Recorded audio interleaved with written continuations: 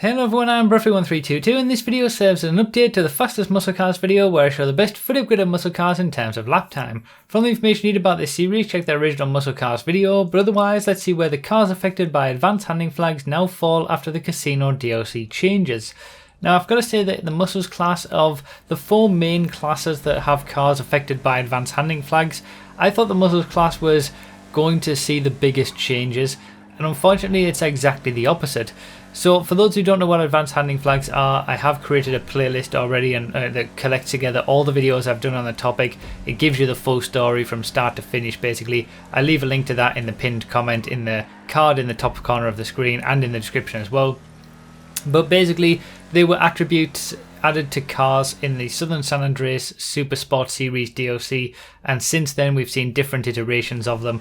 And they invariably make the cars worse to drive, more bouncy and weird engine physics as well. Some cars have both of those things, some cars only have the bouncy advanced handling flag.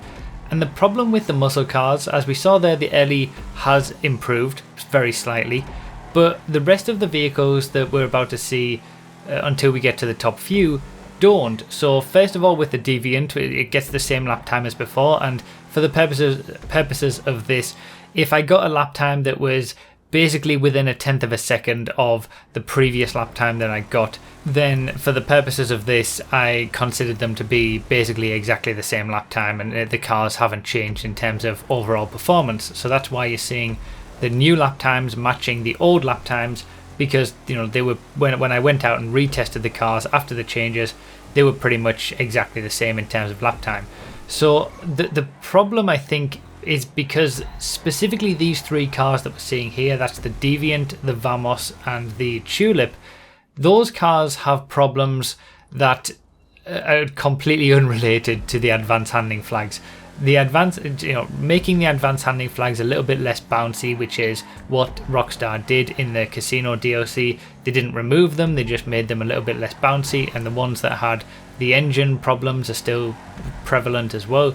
But the Deviant, the Vamos and the Tulip, and especially the Vamos, they drive so poorly for completely different reasons, and the advanced handling flags weren't really the main issue with the cars. So making those cars slightly less bouncy through the advanced flags didn't really make all that much difference, because there were so many other aspects to the cars that were limiting factors that caused them to be so slow, or at least so bad to drive in terms of a driving experience.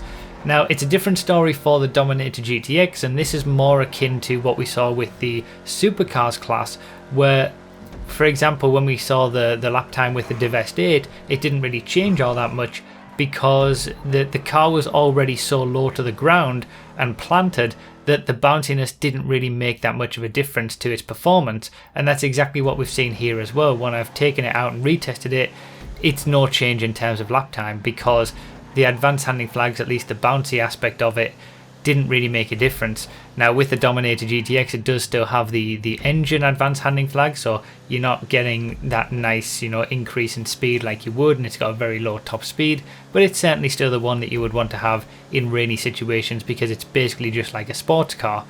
Now the Impaler is bucking the trend, because that is the first one that we've seen since the LE that has improved its lap time, but it's only by a tenth of a second. Again, the muscle cars in general, the way that they drive is based on so many other factors that the advanced handling flags didn't really, at least the bounciness of them, didn't really make that much of a difference. And the same is true for the Clique here.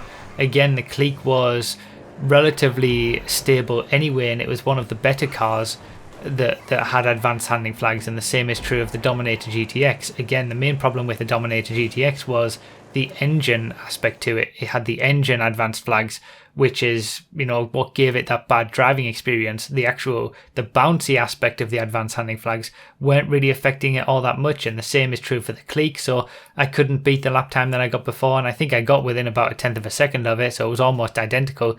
So there's no change there. So the Clique is still at the top. There's no change in the overall order as well in terms of what is competitive. You're still going to either want a Clique, a Yosemite for most cases, or a Pit-Boss Dominator or a Sabre Turbo Custom, depending on the track. But apart from that, the bad cars are still pretty much bad, and the okay cars haven't really changed in terms of performance. So that's pretty much it. Consider supporting on Patreon or become a YouTube member if you want to get testing results early, and remember to read the description for more info, comment with your thoughts, like the video if you enjoyed or found it helpful, and subscribe for more. Thank you all so much for watching, I really do appreciate it, and I'll see you next time.